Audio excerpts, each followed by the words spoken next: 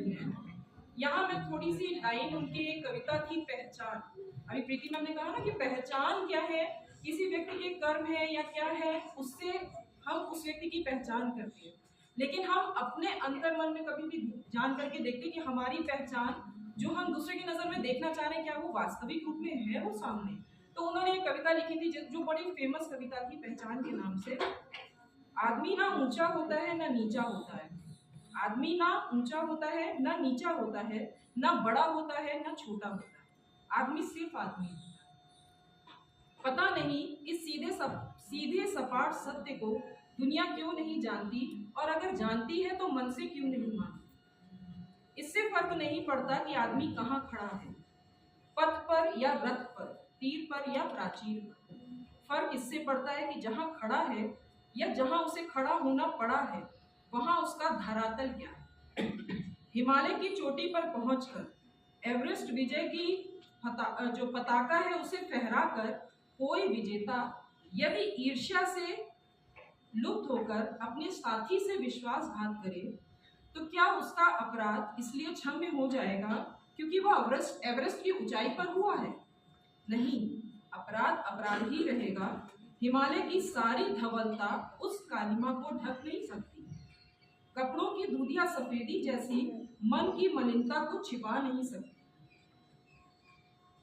किसी संत कवि ने कहा है कि मनुष्य के ऊपर कोई नहीं होता। मुझे लगता है मनुष्य के ऊपर उसका मन होता है। छोटे मन से कोई बड़ा नहीं होता और टूटे मन से कोई खड़ा नहीं होता। इसलिए तो भगवान कृष्ण को शस्त्रों से सज्ज रथ पर चढ़े कुरुक्षेत्र के मैदान में खड़े अर्जुन को गीता सुनानी पड़ी थी। मन हार कर मैदान नहीं जीते जाते, ना मैदान जीतने से मन जीते जाते।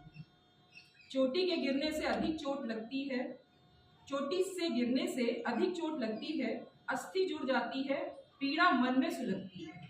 इसका अर्थ ये नहीं है कि चोटी पर चढ़ने की चुनौती को ही ना माना जाए।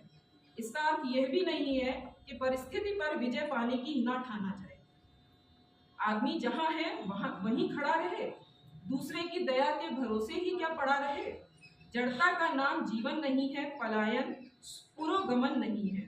आदमी को चाहिए कि वह जूझे, परिस्थितियों से लड़े, एक स्वप्न टूटे तो दूसरे को गढ़े, किंतु कितना भी ऊंचा उठे मनुष्यता के स्तर से नीचे ना गिरे, अपने धरातल को ना छोड़े, अंतर्यामी से मुंह न मोड़े। एक पांव धरती पर रखकर ही वामन भगवान ने आकाश पाताल को जीता था। धरती ही धारण करती है, कोई इस पर भार ना पड़े।